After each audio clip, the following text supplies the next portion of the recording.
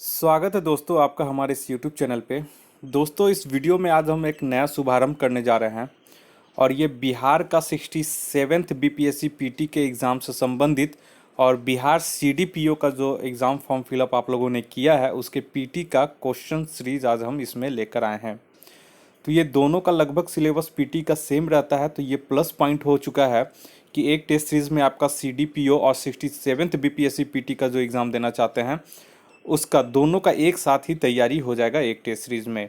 तो इस वजह से दोनों आप लोग का जो एग्ज़ाम भरे होंगे सीडीपीओ और 67 बीपीएससी का जो फॉर्म फिलअप करने के लिए सोच रहे होंगे, तो ये दोनों परीक्षार्थियों के लिए सामान्य रूप से ये टेस्ट सीरीज उपयोगी होगा। बहुत सारे छात्रों ने मुझसे यूट्यूब पे भी कमेंट किए थे और ईमेल भी करके बोले थे कि सर 67th बीपीएससी पीटी और सीडीपीओ का साथ में ही शुरू कर दीजिए। तो उन्हीं लोगों को ध्यान में रखते हुए आज मैंने ये टेस्ट सीरीज आज शुभारंभ कर रहा हूँ। ठीक है, तो हो सकता है सीडीपीओ का जो एग्ज़ाम है आपका 2-3 महीने में हो जाए और उसी समय आपका 67 बीपीएससी पीटी का भी नोटिफिकेशन निकल जाए। तो आप शुरुआत से ही तैयारी कीजिएगा। तो इस बार जैसे देखें 66 बीपीएससी का पीटी का जो कट ऑफ था वो बहुत हाई चल गया है, तो अब थोड़ा कंपटीशन बढ़ रहा है, उसी हिसाब से आपको भी तैयारी करना पड़ेगा।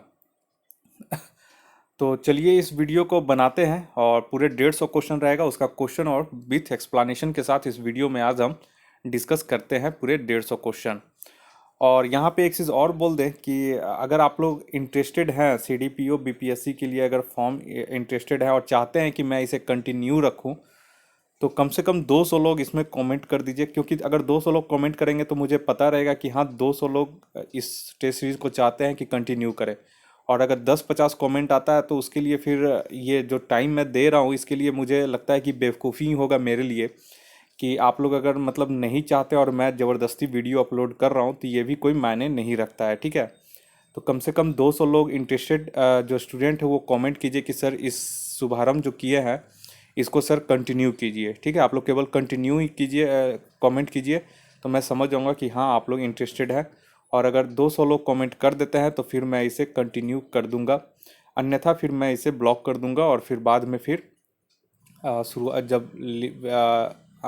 शुरुआत जब एग्ज़ाम का टाइम आएगा तो उस समय फिर देखूंगा एक बार।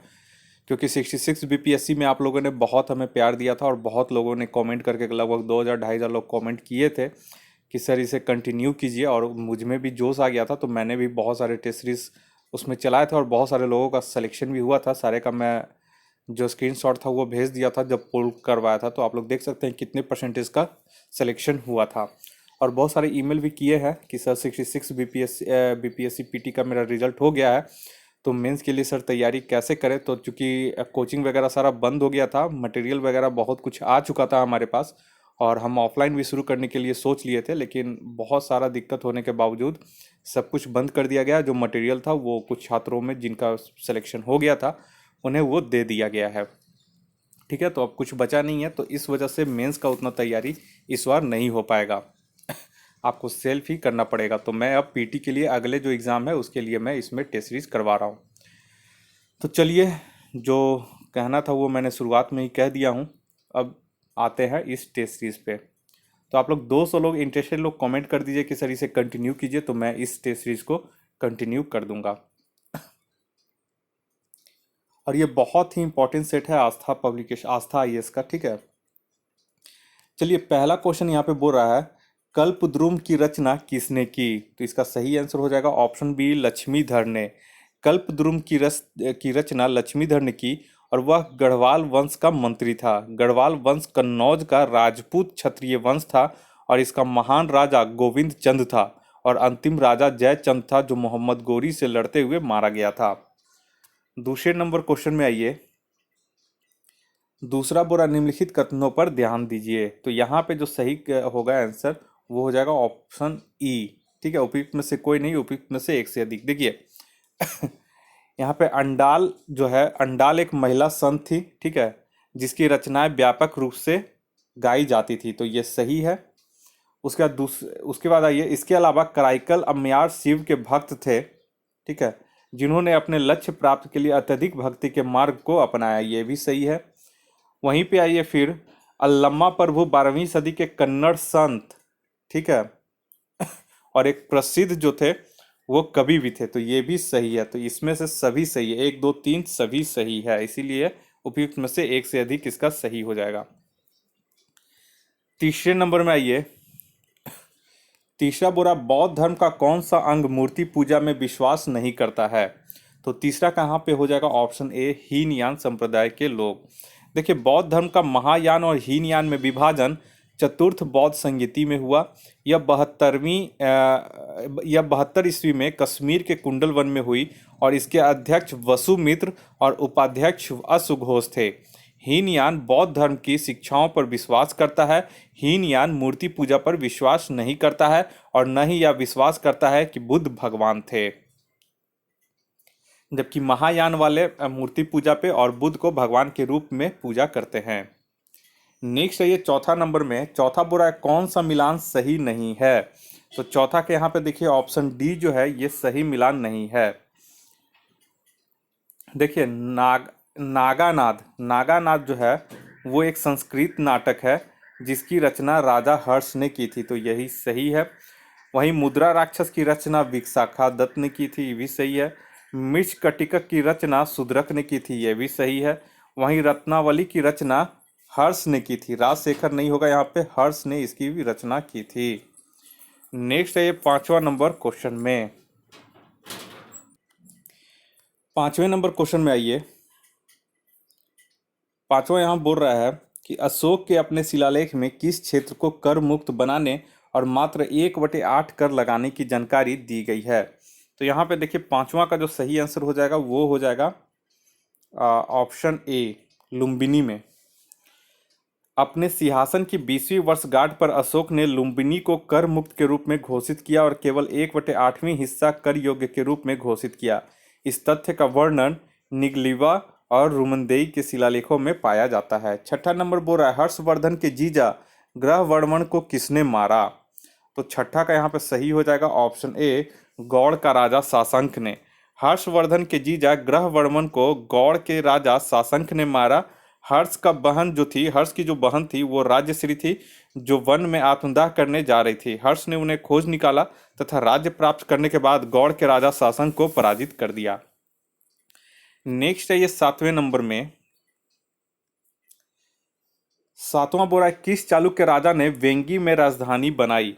तो सातवां के यहाँ पे सही हो जाएगा ऑप्शन डी, विष्णुवर्धन ने। विष्णुवर्धन पुलकेशिन द्वितीय का पुत्र था। उसने अपनी राजधानी वेंगी में बनाई और ऐतिहासिक तथ्यों के अनुसार पुलकेशिन द्वितीय को पल्लव वंशी राजा नरसिंह वर्मन ने हराया और उसकी राजधानी पर अधिकार कर लिया था। आठवां नंबर बोल रहा है, कालिदास का नाम किस अभिलेख में है? तो आठवां का यहाँ पे हो जाएगा ऑप्शन बी, एहोल अभिलेख।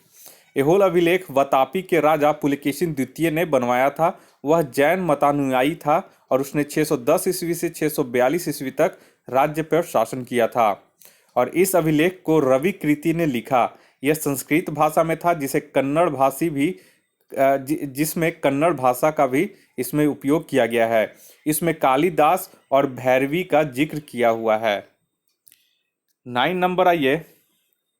9 बोला है, किस सल्तनत कालीन राजा ने अपने अमीरों के बीच उसकी इजाज़त के बिना दावतों त्यौहार मनाने पर रोक लगा दी थी? तो 9 का यहाँ पे हो जाएगा ऑप्शन सी, अलाउद्दीन खिलजी ने। नेक्स्ट है ये 10वां नंबर पे। 10वां बोरा, निम्नलिखित में सही क्रम क्या है? तो 10वां के यहाँ पे देख लीजिए ऑप्शन डी जो है, पहले गुलाम वंश, उसके बाद खिलजी, तुगलक और लोदी वंश, ये जो है ये सही क्रम है। नेक्स्ट है ये 11 नंबर में। 11 बोरा, फारसी इस्लामिक विद्वान कमालुद्दीन अब्दुल रज़ीक इब्न इस्हाक समरकंदी ने 1440 ईस्वी के दशक में किस भारतीय शहर की यात्रा की थी? तो 11 का यहाँ पे हो जाएगा ऑप्शन सी, कालीकट की। कमालुद्दीन अब्दुल रज़ीक इब्न इसाक समरकंदी नामक इस्लामिक विद्वान ने कालीकट की यात्रा की थी और कालीकट भारत के मलाबार तट पर स्थित शहर है। उसने कालीकट की संस्कृति के बारे में कई उपयोगी लेख भी लिखे थे। 12 नंबर में आइए। 12 नंबर बोल रहा है, गुजरात के राजा भीमदेव द्वितीय ने किस आक्रमणकारी को हराया? तो 12 के यहाँ पे हो जाएगा सही answer option B, Mohammad Ghori को। गुजरात के राजा भीमदेव द्वितीय ने आबू पर्वत के पास मोहम्मद गोरी को हराया और उसका मार्गदर्शन उसकी माँ कायमा देवी ने किया था। मोहम्मद गोरी को पकड़ लिया गया किंतु बाद में उसे छोड़ दिया गया। 13 नंबर में आइए। 13 नंबर बोल रहा है कि अरबों के सिंध आक्रमण के दौरान बहुत से हिंदुओं का जबरन धर्मांतरण किया गया, वो किसके अधिकार से वापस हिंदू धर्म में आए? तो 13 के यहाँ पे हो जाएगा ऑप्शन सी, देवल स्मृति के अधिकार से। देखिए, मोहम्मद बिन कासिम ने 712 ईस्वी में सिंध पर आक्रमण किया। तब वहाँ के कई हिंदुओं को इस्लाम में धर्म परिवर्तन किया गया। फिर देवल ऋषि ने उनका शुद्धिकरण कराया और उन्हें वापस हिंदू बनाया। 14 नंबर में आइए। 14 बोल रहा है कि साइबेरिया के सारस और डोडो के चित्र किस मुगल चित्रकार ने बनवाई? तो 14 का यहाँ पे सही हो जाएगा ऑप्शन डी, उस्ताद मंसूर। उस्ताद मंसूर एक मुगल कालीन चित्रकार था। उसने अपनी चित्रकारी अकबर के राज्यकाल के आखिरी वर्षों में शुरू की। बाद में जहांगीर के समय कार्य किया। जहांगीर का काल मुगल चित्रकार का स्वर्ण युग कहा जाता है। नेक्स्ट आइए 15 नंबर में। 15 बोल रहा है, राजशेखर किस गुर्जर प्रतिहार वंशी राजा के दरबारी कवि थे? तो 15 का यहाँ पे हो जाएगा ऑप्शन ए, महेंद्र पाल प्रथम के। और उनकी रचना काव्य मीमांसा विश्व प्रसिद्ध है, तो ये आप लोग नोट कर लीजिएगा। 16 नंबर में आइए। अंग्रेजों के समय प्रयोग की जाने वाली रैयतवाड़ी व्यवस्था किसके द्वारा शुरू की गई? तो 16 का यहाँ पे हो जाएगा ऑप्शन डी, शेरशाह सूरी के द्वारा। शेरशाह सूरी 1540 से 1545 तक सूरी वंश का राजा था। नेक्स्ट है ये 17 नंबर में, निम्नलिखित में से किस गवर्नर जनरल को भारतीय प्रेस का मुक्तिदाता कहा जाता है? तो 17 का यहाँ पे हो जाएगा option B, sir Charles Metcalfe को। ठीक है। नेक्स्ट है ये 18 नंबर में। 18 बोल रहा है, समुद्री व्यापार के संदर्भ में कारताज व्यवस्था का उपयोग किसके द्वारा किया जाता था? तो 18 के यहाँ पे सही हो जाएगा ऑप्शन डी, पुर्तगाली लोगों के द्वारा। कारताज व्यवस्था का संबंध पुर्तगालियों द्वारा समुद्री व्यापार के लिए जारी किए गए व्यापार लाइसेंस से है। 20वीं शताब्दी में अंग्रेजों ने भी नेवी सर्ट नामक व्यवस्था शुरू की थी। 19 नंबर में आइए। बोरा सुरेंद्र नाथ बनर्जी के बारे में निम्नलिखित में से कौन सा कथन सही नहीं है? तो 19 के यहाँ पे देखिए सही नहीं है, तो ए और बी सी ये सब सही है। तो यहाँ पे देख लेते हैं हम 19 का डी जो है ये गलत है, तो यही ऑप्शन इसका सही हो जाएगा। उन्होंने आनंद मोहन बोस के साथ मिलकर साधारण ब्रह्मो समाज की स्थापना की, ये गलत है। ठीक है, तो देखिए सुरेंद्र नाथ बनर्जी ने आनंद मोहन बोस के साथ मिलकर इंडियन नेशनल एसोसिएशन की स्थापना की थी। और साधारण ब्रह्मो समाज की स्थापना आनंद मोहन बोस, शिवनाथ शास्त्री, शिव चंद्र सेन और उमेश चंद्र दत्ता ने की थी। 20 नंबर में आइए। 20 नंबर बोल रहा है कि मुस्लिमों के लिए अलग मतदाता दल के लिए किस कांग्रेस अधिवेशन को जाना जाता है? तो 20 के यहाँ पे हो जाएगा ऑप्शन सी, लखनऊ अधिवेशन 1916। और यहाँ पे क्या हुआ था कि लखनऊ अधिवेशन 1916 में मुस्लिमों के लिए अलग मतदाता दल की व्यवस्था की गई थी। इस अधिवेशन में कांग्रेस के दो बड़े धड़ों, गरम दल और नरम दल की वार्ता के लिए एक मंच पर लाया गया था। और अंबिका प्रसाद मजूमदार इस अधिवेशन में कांग्रेस की अध्यक्षता किए थे। नेक्स्ट आइए 21 नंबर में। 21 बोल रहा है कि निम्नलिखित में से किस राज्य ने अंग्रेजों को मुक्त व्यापार के लिए सुनहरा फरमान जारी किया? तो 21 का यहाँ पे हो जाएगा ऑप्शन सी, गोलकुंडा। 1632 में अंग्रेजों को गोलकुंडा का साथ मुक्त व्यापार करने का सुनहरा फरमान प्राप्त हुआ और इसके लिए शुल्क जो था वो 500 पैगोडा प्रति वर्ष था। 22 नंबर में आइए। इंडियन यूनियन मुस्लिम लीग का मुख्यालय भारत के किस राज्य में स्थित है? तो 22 के यहाँ पे हो जाएगा ऑप्शन ए, तमिलनाडु में। इंडियन यूनियन मुस्लिम लीग की स्थापना 10 मार्च 1948 को मद्रास में की गई थी। वर्तमान में इसका मुख्यालय तमिलनाडु में चेन्नई के मैरकायर लेबाई स्ट्रीट पर स्थित है। 23 नंबर में आइए। 23 बोल रहा है कि आईएनए ट्रायल निम्नलिखित में से किस स्थान पर हुआ था? तो 23 का यहाँ पे हो जाएगा option D, Lal Qila. Indian national army के सहगल, शाह नवाज खान, गुरुबख्श सिंह ढिल्लों पर लाल किला में नवंबर 1945 में ट्रायल शुरू हुआ और इस ट्रायल के दौरान भुल्ला भाई देसाई बचाव पक्ष के मुख्य अधिवक्ता थे। 24 नंबर में आइए। 1886 में निम्नलिखित में से किस संगठन का कांग्रेस में विलय किया गया था?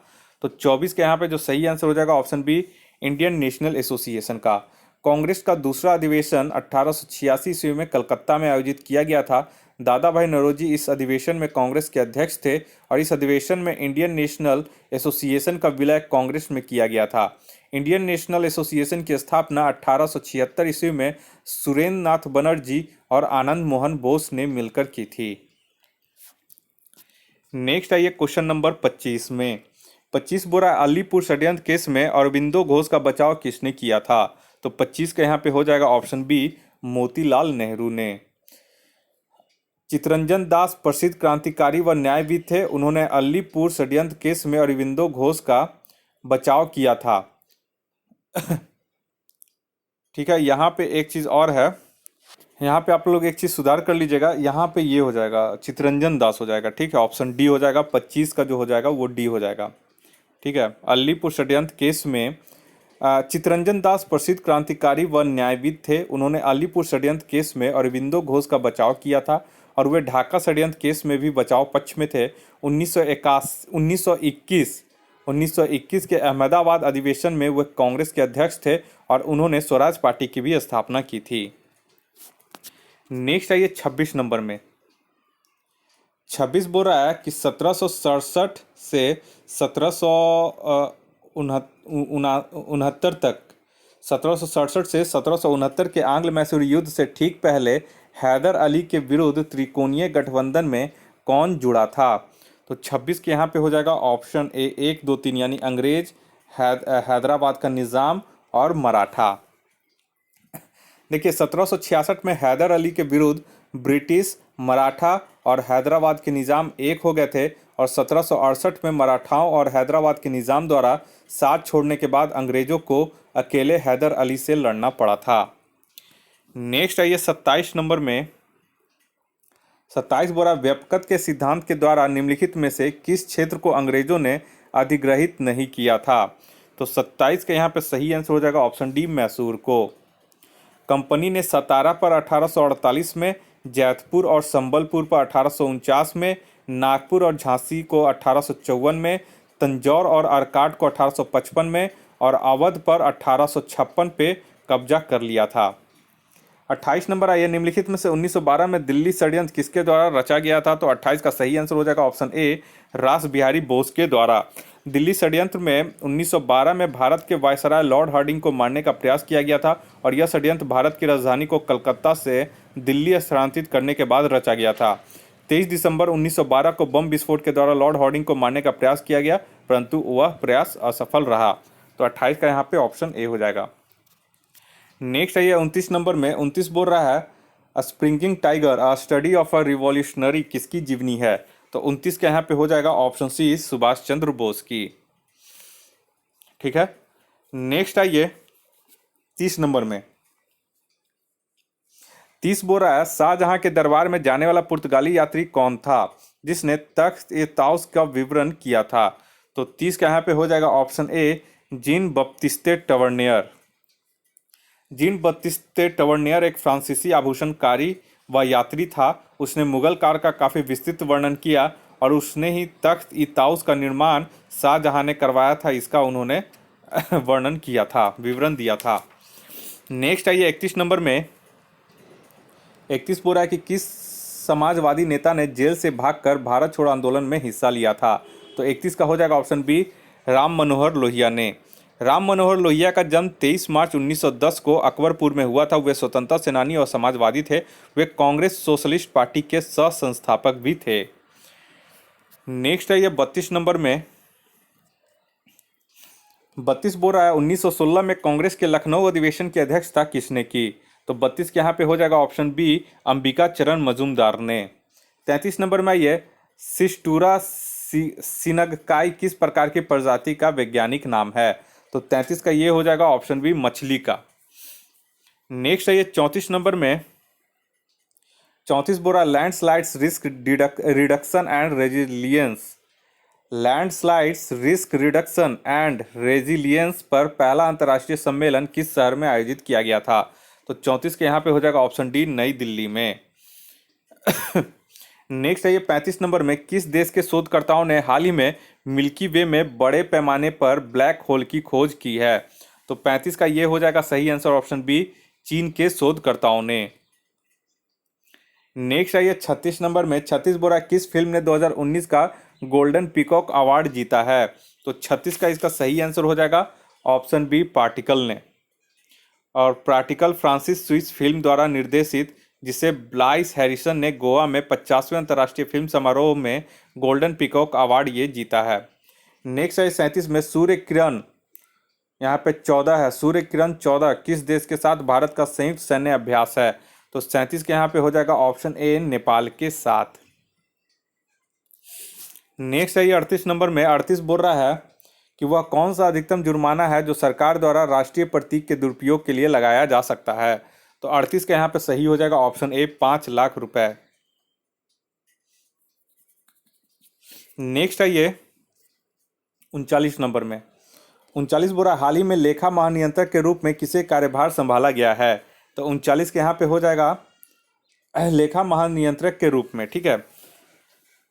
तो यहाँ पे सही इसका आंसर हो जाएगा ऑप्शन डी, सोमा राय बर्मन, ठीक है। सरकार ने दिसंबर 2019 को सोमा राय वर्मन को 1986 बैच के भारतीय सिविल लेखा सेवा अधिकारी लेखा महानियंत्रक सीजीए के रूप में, कैग के रूप में नहीं, सीजीए के रूप में, कैग दूसरा हो गया है के रूप में नियुक्त किया गया। सुश्री बर्मन 24वें सीजीए हैं और यह पद संभालने वाले वे 7वें महिला हैं, ठीक है। नेक्स्ट है ये 40 नंबर में, 40 बोरा नासा के किस अंतरिक्ष यान ने हाल ही में दुर्घटनाग्रस्त भारतीय मून लैंडर विक्रम पाया है? तो 40 का यहाँ पे सही हो जाएगा ऑप्शन डी, एलआरओ। एलआरओ अंतरिक्ष यान है नासा का। 41 नंबर में ये कार्ल 16 गुस्ताफ जो भारत की यात्रा पर हैं किस देश के राजा हैं? तो 41 का यहाँ पे सही आंसर हो जाएगा ऑप्शन ए, स्वीडन के। स्वीडन के राजा कार्ल 16 गुस्ताफ और रानी सिल्विया द्विपक्षीय संबंधों को मजबूत करने के उद्देश्य से भारत की यात्रा पर आए हुए थे। नेक्स्ट है ये 42 नंबर में, कराधान कानून संशोधन विधेयक 2019 द्वारा किस आयकर अधिनियम में संशोधन किया गया है? तो 42 के यहाँ पे सही आंसर हो जाएगा ऑप्शन सी, आयकर अधिनियम 1961 में।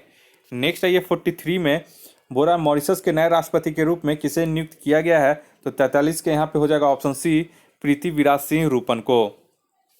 नेक्स्ट है ये 44 नंबर में, बोरा हाल ही में फिलीपींस में आए तूफान का क्या नाम है? तो 44 के यहाँ पे सही आंसर हो जाएगा ऑप्शन बी, कमूरी। नेक्स्ट है ये 45 नंबर में, 45 बोरा परमाणु सक्षम पृथ्वी 2 मिसाइल की स्ट्राइक रेंज क्या है जिसका हाल ही में परीक्षण किया गया था? तो 45 का इसका सही आंसर हो जाएगा ऑप्शन बी, 350 किलोमीटर। 46 नंबर में, ये 2019 नाटो शिखर सम्मेलन का आयोजन किस देश द्वारा किया जा रहा है? तो 46 का इसका सही आंसर हो जाएगा ऑप्शन बी, यूनाइटेड किंगडम के द्वारा। 47 नंबर में आइए, 47 बोरा प्रकृति के संरक्षण के लिए अंतर्राष्ट्रीय संघ IUCN ने हाल ही में खतरे की प्रजातियों की सूची में कितने प्रजातियों को जोड़ा है? तो 47 का इसका हो जाएगा डी, 1840 प्रजातियों को। नेक्स्ट है ये 48 नंबर में, 48 बोरा नारकोटिक्स कंट्रोल ब्यूरो भारत में ड्रोन का उपयोग करके किस दवा के पौधों को नष्ट करने के लिए है? तो 48 के यहाँ पे हो जाएगा option D, marijuana. Narcotics control bureau NCB के साथ गृह मंत्रालय ने मारिजुआना के बागानों के अवैध रोपणों की जांच की और पौधों को काटा जाने वाले पहले ड्रोन को तैनात करके नष्ट कर दिया गया।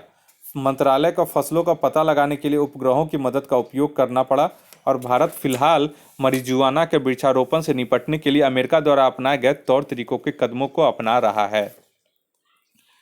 49 नंबर में आइए, 49 बोरा हाल ही में किस देश ने पापुआ न्यू गिनी से स्वतंत्रता प्राप्त की है? तो 49 का यहाँ पे हो जाएगा ऑप्शन डी, बोगेनविले। ये आप लोग याद रखिएगा, ठीक है। 11 दिसंबर 2019 को बोगेनविले के दक्षिण प्रशांत द्वीप समूह ने पापुआ न्यू गिनी से स्वतंत्र होने के लिए मतदान किया था, ठीक है, जिसमें 98% मतदाताओं ने मतदान किया था। और यह सोलोमन द्वीप समूह का सबसे बड़ा द्वीप है। इस द्वीप में दुनिया का सबसे बड़ा तांबा जमा है। देश में सबसे अधिक बोली जाने वाली भाषा हलिया है। नेक्स्ट जो क्वेश्चन है ये 50 नंबर में, बोल रहा है इलुसु बांध जो हाल ही में खबरों में है किस देश में है? तो ये 50 का हो जाएगा ऑप्शन सी, तुर्की में। इलिसु बांध तुर्की में है। यह दक्षिण पूर्व अनातोलिया परियोजना में से एक है। नेक्स्ट आइए 51 नंबर में, बोरा भारत, अमेरिका और जापान के बीच आयोजित त्रिपक्षीय नौसेना अभ्यास का नाम क्या है? तो 51 का यहाँ पे हो जाएगा ऑप्शन बी मालाबार, और इसमें ऑस्ट्रेलिया को भी शामिल किया गया। 52 में आइए। 52 बोल रहा है, भारत के सर्वोच्च न्यायालय ने नागरिकता संशोधन अधिनियम की संवैधानिक वैधता की जांच करने का निर्णय लिया है। भारत में नागरिकता के साथ संविधान का कौन सा हिस्सा है? तो 52 का इसका हो जाएगा ऑप्शन बी भाग 2। भारतीय संविधान का अनुच्छेद 5 से 11 भाग 2 में भारत में नागरिकता से संबंधित है। इससे संबंधित कानून नागरिकता अधिनियम 1955 है। इसमें कई बार संशोधन भी किया गया है। 53 में आइए। 53 बोल रहा है, लोकसभा स्पीकर ने ई कैबिनेट के कार्यान्वयन पर जोर दिया है। ई कैबिनेट समाधान लागू करने वाला पहला उत्तर पूर्व राज्य कौन सा है? तो 53 का हो जाएगा option D Arunachal Pradesh. Next आइए 54 नंबर में। 54 बोल रहा है, किस राज्य के शहरी निकायों ने अभी तक खुद को खुले में शौच मुक्त घोषित नहीं किया है? तो 54 का यहाँ पे हो जाएगा ऑप्शन डी पश्चिम बंगाल ने। 55 में आइए, धनु यात्रा वर्तमान में किस राज्य में मनाया जाता है? तो 55 का यहाँ पे हो जाएगा ऑप्शन ए उड़ीसा में। और प्रसिद्ध 11 दिवसीय धनु यात्रा वार्षिक ड्रामा आधारित ओपन एयर नाट्य प्रदर्शन पश्चिमी उड़ीसा के बाड़गढ़ शहर में और उसके आसपास ये आयोजित किया जाता है। यह भगवान कृष्ण और उनके मामा राजा कंस की पौराणिक कहानी पर आधारित है। नवंबर 2014 में इसे नेशनल फेस्टिवल स्टेटस से सम्मानित किया गया था। नेक्स्ट है ये 56 में। 56 बोरा डीआरडीओ में एरोनॉटिकल सिस्टम का महानिदेशक कौन है और उन्हें भारत की मिसाइल वुमेन के रूप में भी जाना जाता है? तो 56 के यहाँ पे सही हो जाएगा option A doctor Tessy Thomas. 57 में ये किस राज्य में ताजे पानी के कछुओं के लिए देश का पहला पुनर्वास केंद्र होगा? तो 57 का यहाँ पे हो जाएगा ऑप्शन बी बिहार में। नेक्स्ट है ये 58 नंबर में। 58 बोल रहा है, अगर एक लोलक को भूमध्य रेखा से ध्रुवों की ओर ले जाया जाए तो उसका आवर्तकाल भूमध्य रेखा पर क्या होगा? तो 58 का यहाँ पे हो जाएगा ऑप्शन ए बढ़ जाएगा उसका आवर्तकाल। Time period equal to T equal to 2 pi root under L by g होता है। ठीक है, और जी का जो वैल्यू होता है वो भूमध्य रेखा पे ज़्यादा होता है।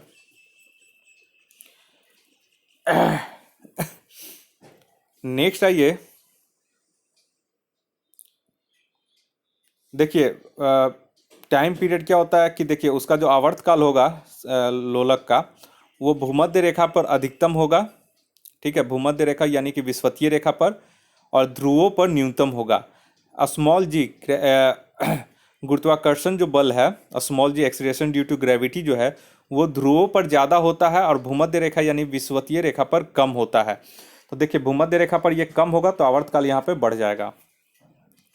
59 में आइए। 59 बोल रहा है कि 59 नंबर क्वेश्चन में आइए। 59 बोल रहा है ऊर्जा संरक्षण नियम के तहत सम्मिलित किए जा सकते हैं। तो इसमें कौन कौन से सम्मिलित किए जाते हैं? तो 59 का यहाँ पे हो जाएगा ऑप्शन ए। ठीक है, ऊर्जा का एक रूप से दूसरे रूप में रूपांतरण यही किया जा सकता है। ऊर्जा को नष्ट नहीं किया जा सकता, इसे बस एक रूप से दूसरे रूप में परिवर्तित किया जा सकता है। नेक्स्ट आइए 60 नंबर में। 60 बोल रहा है कि बैरोमीटर का पाठ्यांक जब धीरे धीरे नीचे गिरता है तब क्या होता है? ठीक है, तो 60 के यहाँ पे हो जाएगा ऑप्शन बी वर्षा होने की संभावना होती है। और जब बैरोमीटर का पाठ्यांक अचानक गिरेगा तो तूफान आने की संभावना होती है। 61 नंबर में आइए, एल्कोहल का गलनांक कितना होता है यानी मेल्टिंग पॉइंट कितना होता है? तो 61 का यहाँ पे सही हो जाएगा option A -114 degree centigrade. Next आइए 62 में। 62 बोल रहा है प्रकाश तरंग गति का सिद्धांत निम्नलिखित में से किसने दिया? तो 62 का यहाँ पे हो जाएगा ऑप्शन सी हाइगेंस ने। ठीक है 1678 ईस्वी में सर्वप्रथम हाइगेंस ने प्रकाश तरंग गति सिद्धांत प्रस्तुत किया। यह सिद्धांत परावर्तन एवं अपवर्तन की व्याख्या करने में सफल रहा, परंतु प्रकाश वैद्युत प्रभाव एवं कॉम्पटन प्रभाव की सफल व्याख्या करने में यह असफल रह गया। इसीलिए प्रकाश को डुअल नेचर का बोलते हैं, तरंग भी और कण भी इसे माना जाता है। 63 में आइए, जब प्रकाश किरण सघन माध्यम से विरल माध्यम में प्रवेश करती है तो क्या होगा? तो 63 का ए होगा, अपरिवर्तित होकर अभिलंब से दूर हो जाती है। नेक्स्ट है ये 64 नंबर में। 64 बोल रहा है मरुभूमि में गर्मी के दिनों में दूर किसी स्थान पर पानी के होने का भ्रम होता है, उसे क्या कहते हैं? तो ये सबको पता होगा। 64 के यहाँ पे सी हो जाएगा मरीचिका। 65 में दृष्टि पटल पर बने किसी प्रतिबिंब का संवेदन मस्तिष्क पर कितने देर तक बना रहता है? तो 65 का ये हो जाएगा ऑप्शन बी 1/16 सेकेंड तक। नेक्स्ट आइए 66 नंबर में 66 बोरा इनमें से किस रंग का तरंगदैर्घ्य सबसे अधिक विचलित होता है? तो 66 के यहाँ पे सही हो जाएगा ऑप्शन बी लाल का। लाल का तरंगदैर्घ्य सबसे ज़्यादा होता है और इसका फ्रीक्वेंसी सबसे कम होता है, यानी तरंगदैर्घ्य और फ्रीक्वेंसी एक दूसरे का रेसिप्रोकल होता है। ठीक है, और यह अपेक्षाकृत सबसे कम विचलित होता है। यहाँ पे एक चीज़ थोड़ा सा देखिएगा, यहाँ पे मिस्टेक हो गया है। यहाँ पे पूछा है इनमें से किस रंग का तरंगदैर्घ्य सबसे अधिक विचलित होता है। ठीक है, तो सबसे अधिक विचलित जो इसका होता है ये हो जाएगा ऑप्शन डी हो जाएगा बैगनी का। क्यों? क्योंकि इसका तरंगदैर्घ्य सबसे कम होता है, यही वजह है कि ये सबसे ज़्यादा विचलित होता है। और लाल रंग का तरंगदैर्घ्य सबसे ज़्यादा होता है, इसलिए ये कम विचलित होता है। लाल रंग कम विचलित होता है, बैगनी सबसे ज़्यादा विचलित होता है। नेक्स्ट है ये 67 में सीवी रमन को उनके किस प्रयोग के लिए नोबेल पुरस्कार प्रदान किया गया था? तो ये आप लोग को पता होगा। 67 का हो जाएगा ऑप्शन बी प्रकाश प्रकीर्णन के प्रभाव के लिए। ठीक है, और सीवी रमन और उनके सहयोगियों द्वारा 1920 के दशक में किया गया था यह प्रयोग, और सीवी रमन को 1930 में इस कार्य के लिए भौतिकी का नोबेल पुरस्कार से सम्मान दिया गया था। नेक्स्ट है ये 68 में 68 बोल रहा है कि भारत में उत्पादित प्रत्यावर्ती धारा की आवृत्ति कितनी है, फ्रीक्वेंसी कितनी है भारत में? तो 68 का यहाँ पे जो सही हो जाएगा वो हो जाएगा ऑप्शन ए 50 हर्ट्ज। 69 है ये डॉप्सन इकाई का प्रयोग किया जाता है, तो ये आप लोग को पता होगा, ऑप्शन सी हो जाएगा ओजोन परत की मोटाई मापने में। नेक्स्ट है ये 70 नंबर में 70 बोरा लंबाई की न्यूनतम इकाई इनमें से कौन सा है? तो इस तरह से भी क्वेश्चन आता है, तो ये हो जाएगा ऑप्शन डी फर्मी मीटर। तो एक बार ये भी आप लोग देख लीजिएगा, फर्मी मीटर, पिको मीटर। ठीक है, नेक्स्ट है ये 71 नंबर में 71 बोरा की बर्फ का घनत्व, तो 71 का इसका सही हो जाएगा ऑप्शन बी जल से कम होता है। नेक्स्ट है ये 72 नंबर में दूध उदाहरण है, तो दूध किसका उदाहरण है? तो 72 का हो जाएगा कोलाइडी विलियन का। देखिए, ऐसा विषमांग मिश्रण जिसमें कण विलियन के सदृश समान रूप से पूरे विलियन में फैले होते हैं। निलंबन की अपेक्षा कणों का आकार छोटा होता है, परंतु वास्तविकता में यह असमांगी मिश्रण होता है, और दूध एक कोलाइड का उदाहरण है। 73 नंबर में आइए 73 बोल रहा है अभी तक ज्ञात तत्वों में कितने तत्व मानव निर्मित हैं? तो 73 का हो जाएगा ऑप्शन बी 20 तत्व जो हैं वो मानव निर्मित हैं। तो अभी तक ज्ञात तत्वों की संख्या 118 है, इनमें से 98 प्राकृतिक हैं जबकि शेष 20 मानव निर्मित तत्व हैं। नेक्स्ट है ये 74 नंबर में 74 बोरा इनमें से कौन से कार्य क्रोमैटोग्राफी के अनुप्रयोग में सम्मिलित नहीं है? तो 74 का यहाँ पे हो जाएगा ऑप्शन डी जांच में प्रयोगशाला में रक्त और मूत्र की जो जांच होती है उसमें क्रोमैटोग्राफी के अनुप्रयोग को सम्मिलित नहीं किया जाता है। नेक्स्ट है ये 75 नंबर में 74 हो गया। नेक्स्ट है ये 75 नंबर में 75 बोरा एल्कोहल व जल का मिश्रण अलग किया जाता है, तो कौन से विधि से यह अलग किया जाता है? तो 75 का यहाँ पे सही हो जाएगा ऑप्शन ए आश्वन विधि के द्वारा, जो विघटित हुए बिना उबलते हैं तथा इनके घटकों के क्वथनांकों के मध्य अधिक अंतराल होता है, जिस वजह से इसे अलग अलग कर लिया जाता है। 76 नंबर आइए हिस्टोरिमा एनिमेलियम।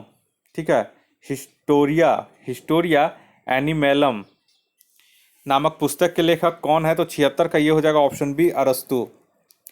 अरस्तु को जीव विज्ञान एवं जंतु विज्ञान का जनक माना जाता है। इन्होंने अपनी पुस्तक हिस्टोरिया एनिमेलियम में लगभग 500 जंतुओं का वर्णन किया है। थियोफ्रेस्टस को वनस्पति विज्ञान का जनक कहा जाता है और इनके द्वारा रचित पुस्तक का नाम हिस्टोरिया प्लांटरम है। नेक्स्ट है ये 77 में 77 बोल रहा है निम्नलिखित में से कौन रासायनिक परिवर्तन का उदाहरण है? तो 77 के यहाँ पे सी हो जाएगा सब्जियों को पकाने पर उनका मुलायम हो जाना, ये रासायनिक परिवर्तन का उदाहरण है। नेक्स्ट है ये 78 में 78 बोल रहा है एक कार्यशील महिला को प्रतिदिन कितना प्रोटीन लेना चाहिए? तो 78 का यहाँ पे हो जाएगा ऑप्शन डी 45 से 46 ग्राम प्रोटीन लेना चाहिए। नेक्स्ट है ये 79 में एड्स विषाणु के लिए सबसे आजमाई गई दवा क्या है? तो 79 का इसका सही आंसर हो जाएगा ऑप्शन ए जिडोवुडीन। एड्स विषाणु के लिए सबसे ज़्यादा आजमाई गई दवा जीडीवुडीन है। इसको एजिडोथाइमिडीन भी कहते हैं। इसके अलावा एड्स विषाणु को हटाने के लिए सुरामीन, साइक्लोफोस्टीन, रिवाइबिरिन, अल्फा इंटरफेरॉन आदि नामक दवाओं का भी प्रयोग किया जाता है।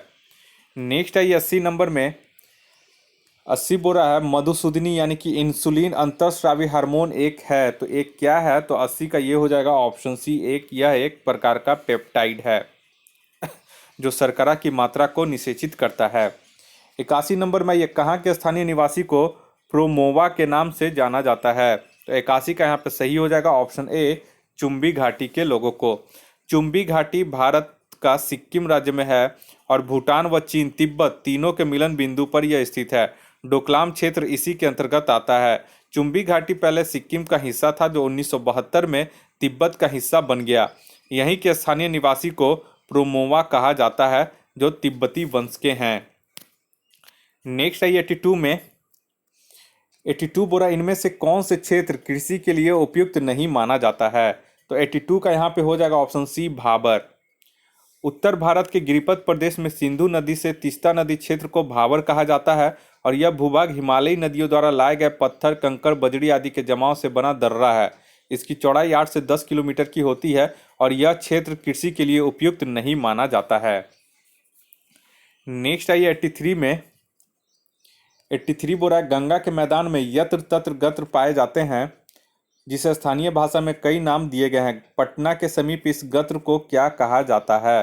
तो 83 का यहाँ पे हो जाएगा ऑप्शन सी, जल्ला। गंगा के मैदान में यत्र तत्र यानी यहाँ वहाँ गर्त पाए जाते हैं जिसे पटना के निकट जल्ला तथा मोकामा के निकट इसे टाल कहते हैं। नेक्स्ट है 84 नंबर में गारसोप्पा जलप्रपात किस नदी पर स्थित है? तो 84 का यहाँ पे हो जाएगा ऑप्शन डी, शरावती नदी पर स्थित है। शरावती नदी पर भारत का महत्वपूर्ण जलप्रपात है जिसे जोग या गरसप्पा जलप्रपात के नाम से जानते हैं। इसे महात्मा गांधी जलप्रपात भी कहते हैं। वहीं अगर कुंचिकल जलप्रपात की बात करें तो कुंचिकल जलप्रपात भारत का सबसे ऊंचा जलप्रपात है जो कर्नाटक में वराही नदी पर स्थित है। नेक्स्ट है ये 85 नंबर में 85 में बोल रहा है कि अंडमान एवं निकोबार की राजधानी पोर्ट ब्लेयर किस द्वीप पर स्थित है? तो 85 का आंसर हो जाएगा ऑप्शन बी, दक्षिणी अंडमान द्वीप पर। नेक्स्ट है 86 में 86 बोरा इनमें से कौन सी नदी मकर रेखा को 3 बार काटती है? तो 86 का इसमें हो जाएगा ऑप्शन सी, बरमेजो नदी। बरमेजो दक्षिण अफ्रीका की नदी है जो मकर रेखा को 3 बार काटती है। वहीं कांगो नदी, कांगो या जायरे नदी अफ्रीका महाद्वीप को दूसरी सबसे लंबी नदी है। यह नदी 2 बार भूमध्य रेखा को पार करती है। वहीं लिम्पोपी नदी यह भी अफ्रीका की नदी है जो मकर रेखा को 2 बार काटती है। वहीं माही जो है नदी है यह भारत के मध्य प्रदेश के धार जिले में विंध्य श्रेणी से निकलने वाली माही नदी कर्क रेखा को 2 बार काटती है। 87 में इनमें से किस मानसून से भारत में सर्वाधिक वर्षा होती है?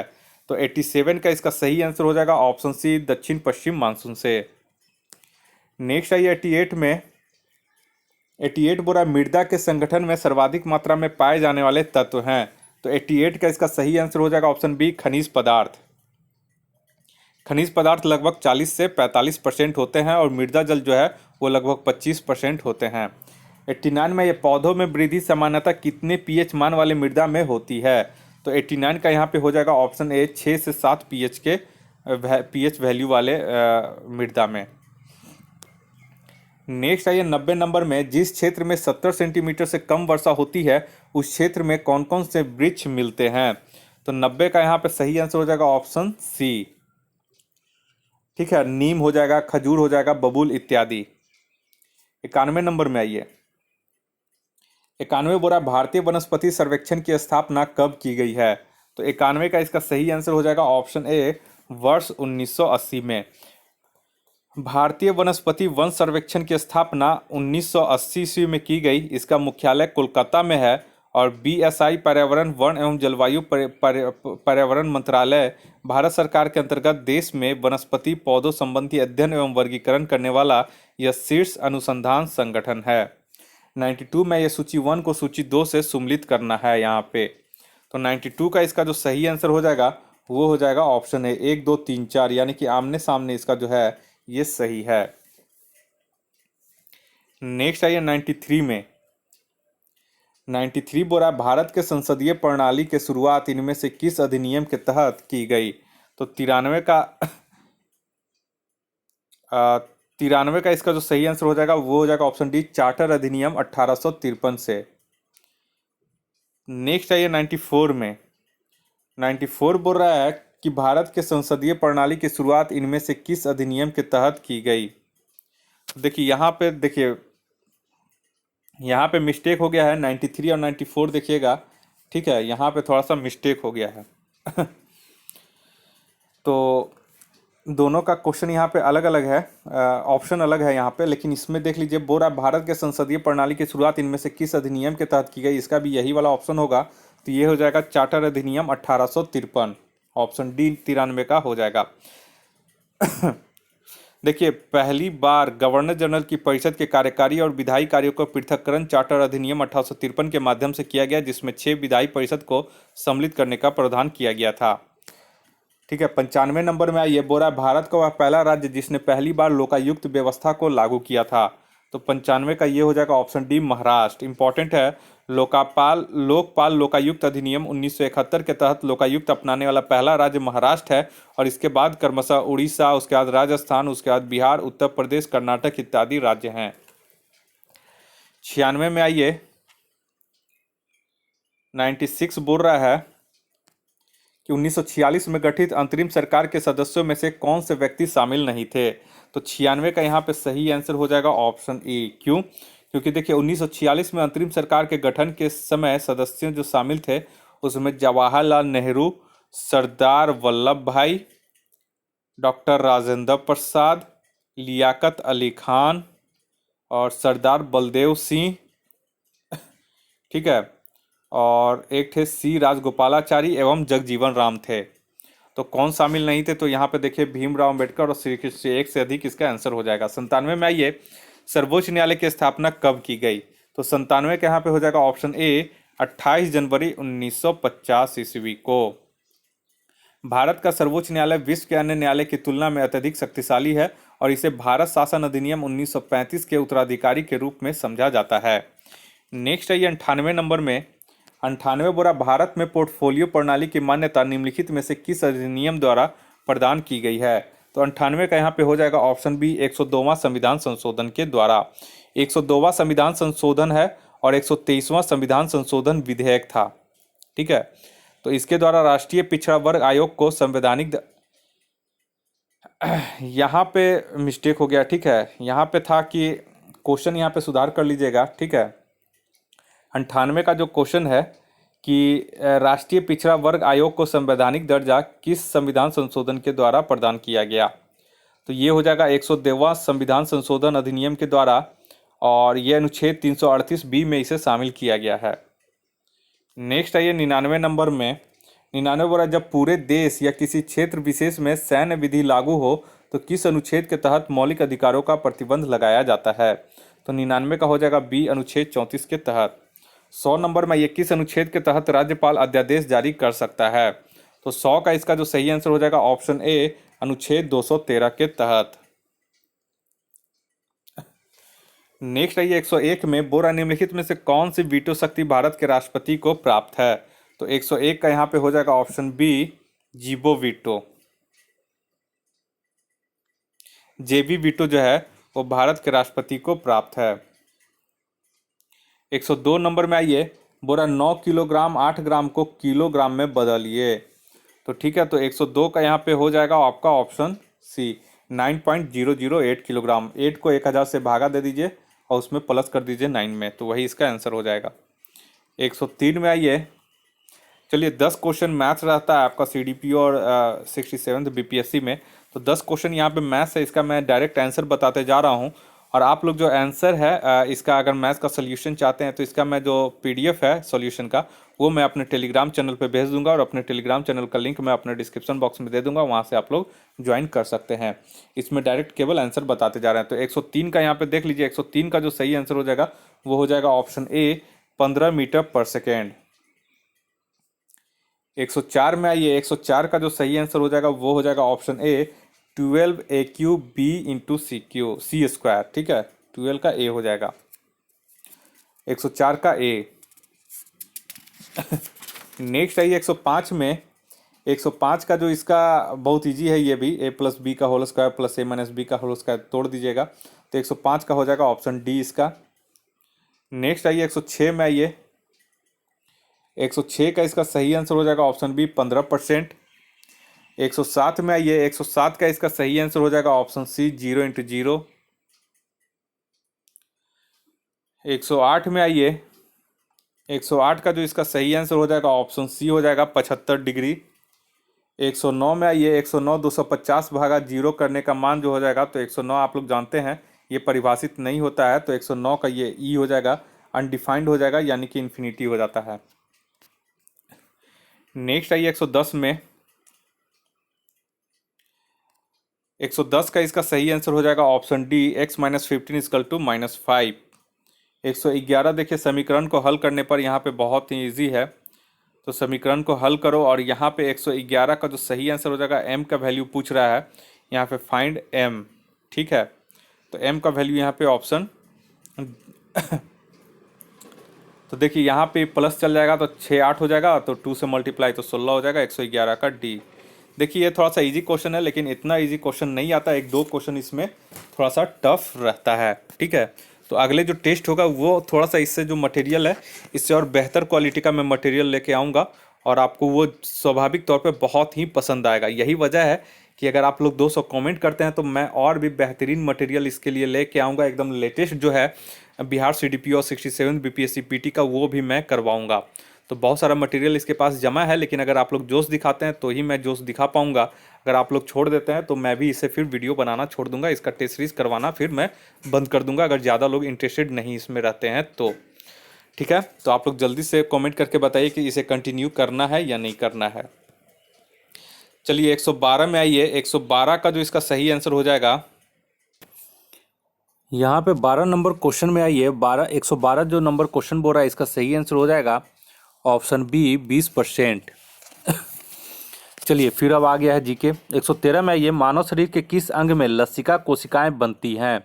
तो 113 का यहाँ पे सही आंसर हो जाएगा ऑप्शन बी दीर्घ अस्थि में। मानव शरीर के दीर्घ अस्थि अंग में लसिका कोशिकाएं बनती है, जिसमें स्तंभ कोशिकाओं का लसिका अंगों से गुणन, विभेदन एवं परिपक्वन होता है। 114 नंबर में आइए। टेफ्लॉन क्या है? ठीक है, तो टेफ्लॉन क्या है, तो ये हो जाएगा ऑप्शन ए फ्लोरोकार्बन होता है। टेफ्लॉन एक फ्लोरोकार्बन है जिसके अणु बहुलीकृत होकर टेफ्लॉन नामक प्लास्टिक का निर्माण करते हैं। 115 ये एम्फीबिया बताता है, तो एम्फीबिया का क्या बताता है, तो 115 का यहाँ पे हो जाएगा ऑप्शन डी जल एवं स्थल में रह सकने वाले जीवों को। 116 इसका है। हाल ही में भारत सरकार ने MSM के क्षेत्र में स्वदेशी उद्यमिता को बढ़ावा देने के लिए किस प्रस्ताव की योजना बनाई है? तो 116 का इसका जो सही आंसर हो जाएगा वो हो जाएगा आपका ऑप्शन, यहाँ पे देख लीजिएगा एक और ऑप्शन सी हो जाएगा उद्यम विकास केंद्र। ठीक है, नेक्स्ट आइए 117 में। 117 बोल रहा है हाल ही में भारत के किस क्षेत्र में यूरेनियम के आंशिक भंडार की खोज की गई है? तो 117 का यहाँ पे जो हो जाएगा ऑप्शन ई हो जाएगा। क्यों? क्योंकि देखिए हाल ही में आंध्र प्रदेश और तेलंगाना राज्य, तो यहाँ पे दोनों है, तो उपयुक्त में से एक से अधिक हो जाएगा कि कुछ भागों में यहाँ पे जो है यूरेनियम की मात्रा खोजी गई है। 118 ये हाल ही में चर्चा में रहे ऑटो ट्रिगर एंड स्नैपबैक का संबंध किससे है? तो 118 का यहाँ पे हो जाएगा ऑप्शन डी व्यापार समझौते से। 119 में आइए। 119 बोला राष्ट्रीय अवसंरचना पाइपलाइन परियोजना में कितने रुपए से अधिक के ग्रीनफील्ड परियोजनाओं को शामिल किया गया है? तो 119 को हो जाएगा ऑप्शन ए 100 करोड़ रुपए को। 120 में ये ऑपरेशन ट्विस्ट को किस संस्थान द्वारा संचालित किया गया है? तो 120 का हो जाएगा option B Reserve Bank of India. Operation twist भारतीय रिजर्व बैंक ऑफ इंडिया द्वारा चालू किया गया है। इसका आशय है कि सरकार या देश की मॉनेटरी अथॉरिटी एक ही समय में शॉर्ट टर्म सिक्योरिटी को बेचकर मिली धनराशि को लॉन्ग टर्म सिक्योरिटीज में ओपन मार्केट ऑपरेशन के माध्यम से बेच सकती है। नेक्स्ट आइए 121 में 121 बोरा ईस्टर्न इकोनॉमिक फोरम की 5वीं बैठक में इनमें से किस ब्रिक्स देशों ने भाग नहीं लिया था? तो 121 का हो जाएगा ऑप्शन ए, ब्राजील ने इसमें भाग नहीं लिया था,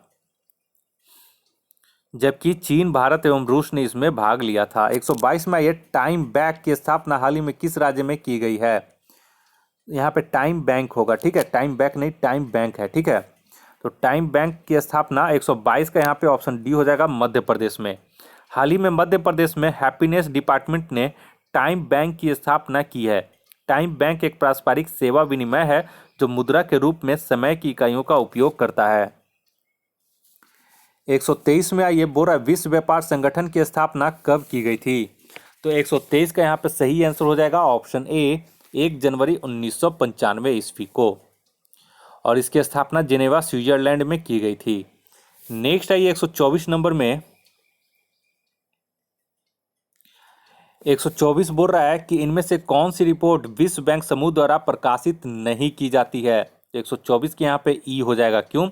क्योंकि देखिए, विश्व बैंक समूह द्वारा समय समय पर निम्नलिखित रिपोर्ट प्रकाशित की जाती है। पहला डूइंग ऑफ बिजनेस रिपोर्ट, ये विश्व बैंक के द्वारा प्रकाशित की जाती है। वहीं पे आगे आइए विश्व विकास रिपोर्ट, ठीक है, तो विश्व विकास रिपोर्ट भी यहाँ पे की जाती है। उसके बाद आइए आपका वैश्विक आर्थिक संभावना रिपोर्ट, ये भी शामिल है।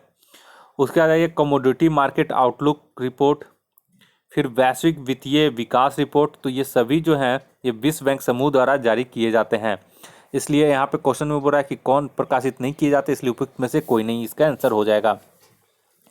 125 आइए, एंट्री पोर्ट व्यापार से क्या तात्पर्य है? तो 125 का इसका सही हो जाएगा ऑप्शन डी, 125 का डी, निर्यात के लिए आयात की गई वस्तुएं, इसको एंट्री पोर्ट व्यापार कहते हैं। नेक्स्ट आइए 126 नंबर में, बोला इनमें से किस ग्रंथ में आधुनिक बिहार की जानकारी प्राप्त होती है? तो 126 के यहाँ पे हो जाएगा ऑप्शन ई, शतपथ ब्राह्मण, ठीक है, ऐतरेय ब्राह्मण, आरण्यक, उसके बाद वाद से नई संहिता, संख्यान आरण्यक, कौस्तुकी आरण्यक, पंचविशी ब्राह्मण, आरण्यक ग्रंथों, गोपद ग्रंथ, महाभारत आदि में तत्कालीन बिहार के विषय में काफ़ी जानकारी मिलती है। तो यहाँ पे ये सभी हो जाएंगे और पुष्ट इसलिए एक से अधिक हो जाएगा।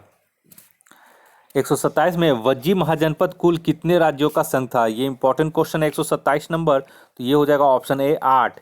आधुनिक उत्तर बिहार को प्राचीन काल में वज्जी नाम से जाना जाता था और वज्जी महाजनपद 8 राज्यों का संघ था, जिसमें वज्जी के अतिरिक्त वैशाली के लिच्छवी, मिथिला के विदेह तथा कुंडल ग्राम के जातक विशेष रूप से विख्यात थे। नेक्स्ट आइए 128 नंबर में 128 बोल रहा है कि जैन धर्म को स्वीकार करने वाली प्रथम महिला चंदना का संबंध किस महाजनपद से है? तो 128 के यहाँ पे हो जाएगा ऑप्शन सी, अंग महाजनपद से। देखिए, तीतुच्छी अंग का पहला आर्य राजा हुए। अंग के 3 अंतिम राजाओं में प्रथम दधिवाहन थे, जिनकी पुत्री चंदना महावीर के जैन धर्म को स्वीकार करने वाली प्रथम महिला थी।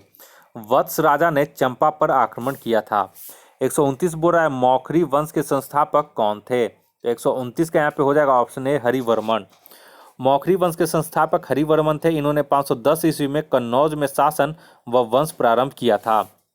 नेक्स्ट आइए 130 नंबर में 130 बोल रहा है हर्ष के साम्राज्य विघटन के पश्चात पूर्वी भारत में किस वंश का शासन स्थापित हुआ? तो 130 के यहाँ पे हो जाएगा ऑप्शन बी, पाल वंश का। ठीक है, पाल वंश के संस्थापक जो थे वो गोपाल थे, जिसने इस वंश को इस स्थापना की थी। नेक्स्ट आइए 131 नंबर में 131 बोल रहा है तुरुस्क दंड नामक कर से प्राप्त धन का प्रयोग किया जाता था। तो ये बहुत इंपॉर्टेंट है। तो 131 का इसका जो सही हो जाएगा वो हो जाएगा ऑप्शन डी, तुर्कों के आक्रमण को रोकने के साधन में इसका प्रयोग किया जाता था। तुरुस्क दंड नामक कर की चर्चा गढ़वाल वंश के शासक गोविंद चंद्र के मुंगेर ताम्रपत्र में मिलती है। यह इस कर इस क्षेत्र के किसानों से प्राप्त किया जाता था और इससे तुर्कों के आक्रमण रोकने के लिए साधन में प्रयोग किया जाता था।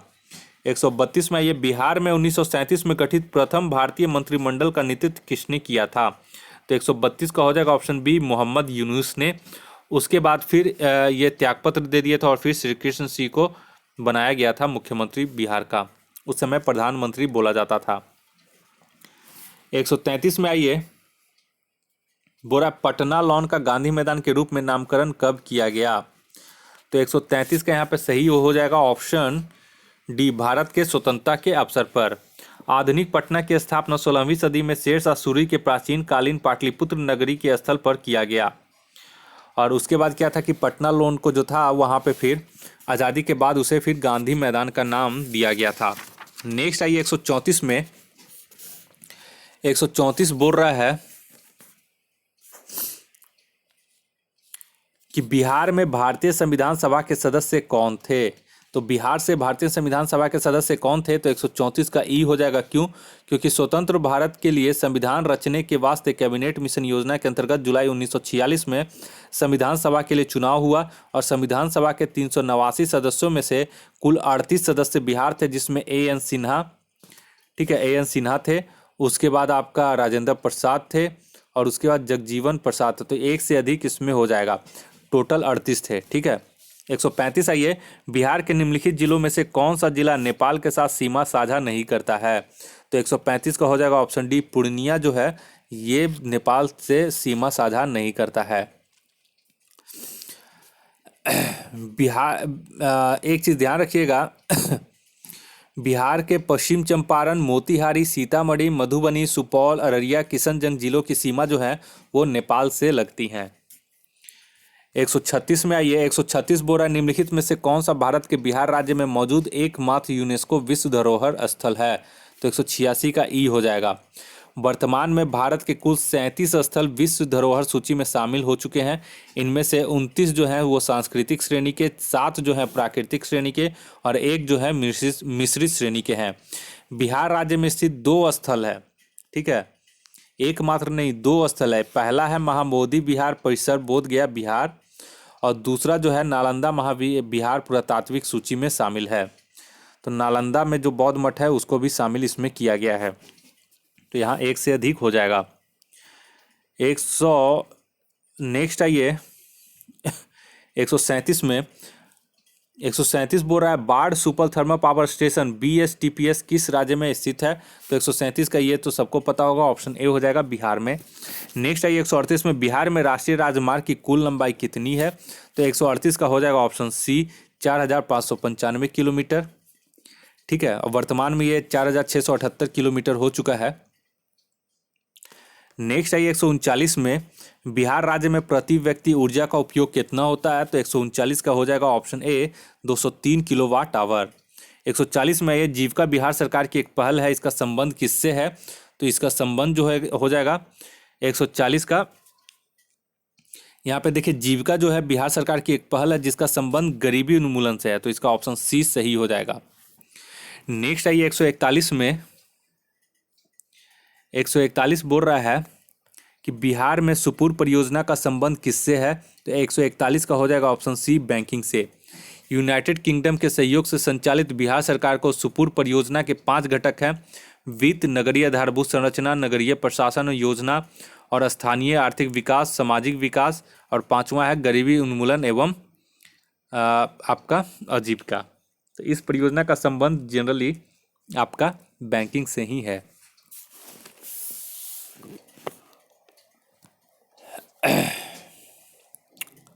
नेक्स्ट आइए 142 में, 1857 की क्रांति के दौरान बिहार से क्रांतिकारियों का नेता कौन था? तो ये पता होगा आपको, ऑप्शन बी हो जाएगा, बाबू वीर कुंवर सिंह। नेक्स्ट आइए 143 नंबर में, बिरसा को सोते हुए पकड़ा गया, कब पकड़ा गया? तो 143 के यहाँ पे ई हो जाएगा। क्यों? क्योंकि देखिए बिरसा मुंडा को बंगाल के जामकोपाई वन में सोते समय 3 मार्च 1990 को पकड़ा गया। यहाँ पे 3 मार्च 1990 कोई ऑप्शन में नहीं है, इसलिए ऑप्शन ई हो गया। नेक्स्ट आइए 144 में, बिहार के किस वकील ने असहयोग आंदोलन के समय अपनी लाभप्रद वकालत छोड़ दी थी? तो 144 का हो जाएगा option B, doctor Rajendra Prasad ने। और डॉक्टर राजेंद्र प्रसाद ने इंडिया डिवाइडेड नामक पुस्तक का भी लेखन किया है। 145 में, ये मुंडाओं ने विद्रोह खड़ा किया। तो 145 के यहाँ पे हो जाएगा ऑप्शन सी, 1899 ईस्वी में मुंडा विद्रोह बिरसा मुंडा के नेतृत्व में क्रिसमस के पूर्व संध्या पर शुरुआत हुआ। 146 में आइए, 146 बोरा जगत नारायण लाल भारत छोड़ो आंदोलन में किस जेल में बंद थे? तो 146 का हो जाएगा ऑप्शन ए बांकीपुर जेल में। नेक्स्ट आइए 147 में छोटा नागपुर पठार, तो ये हो जाएगा ऑप्शन डी एक संप्राय भूमि है। बिहार के मैदानी क्षेत्र के ठीक दक्षिण में 150 मीटर की समोच्च रेखा से छोटा नागपुर के पठार का आरंभ है। कैमूर पहाड़ी के अलावा यह समस्त क्षेत्र जो है छोटा नागपुर पठार के अंतर्गत आता है। नेक्स्ट आइए 148 में बोरा बिहार में पहली चीनी मिल स्थापित हुई थी, तो कहाँ हुई थी? तो 148 का हो जाएगा ऑप्शन ए महरौरा में। बिहार में पहला चीनी मिल महरौरा में 1903 में स्थापित की गई थी। यह भारत की पहली चीनी मिल थी। 149 में बिहार एवं उत्तर प्रदेश राज्यों की संयुक्त सिंचाई परियोजना का नाम क्या है? तो 149 के यहाँ पे हो जाएगा ऑप्शन डी गंडक परियोजना। नेक्स्ट आइए और इस टेस्ट का आखिरी क्वेश्चन है, बोल रहा है कि निम्नलिखित में से कौन सी झील बिहार में स्थित है? तो 150 के यहाँ पे ऑप्शन ए हो जाएगा अनुपम झील जो है वो बिहार के कैमूर यानी कि भभुआ जिले में स्थित है। जबकि सुखना जो झील है ये चंडीगढ़ में, और सांभल झील जो है ये राजस्थान में, और कामा झील जो है ये रूस में स्थित है। तो इस तरह से करके ये हमारा बिहार सीडीपीओ और बिहार 67th बीपीएससी पीटी का एग्ज़ाम का पहला टेस्ट सीरीज़ यहाँ पे कंप्लीट हो चुका है। अगर आप लोग शर्त के मुताबिक अगर आप लोग इंटरेस्ट लेते हैं, 200 लोग कम से कम कमेंट कर देते हैं कि सर इसे कंटिन्यू कीजिए, तो फिर बहुत जल्द हम अगला टेस्ट इसका लेकर आएंगे। लेकिन ये जो था ये हम आस्था IAS का करवाए हैं। अगला जो है ज्ञान दर्पण वगैरह का जो है उसका टेस्ट हम करवाएंगे, और दृष्टि पब्लिकेशन का जो है 67 बीपीएससी का उसका हम टेस्ट इस माध्यम से करवाएंगे आप लोगों को। अगर आप हमारे चैनल पर नए हैं तो कृपया करके आप हमारे चैनल को जल्द से जल्द सब्सक्राइब कर लें, ताकि कोई भी नया वीडियो अपलोड करूं तो उसका नोटिफिकेशन सबसे पहले आपके मोबाइल तक पहुंच सके। इस वीडियो को देखने के लिए आप लोग का बहुत बहुत शुक्रिया। आपका दिन मंगलमय हो। धन्यवाद।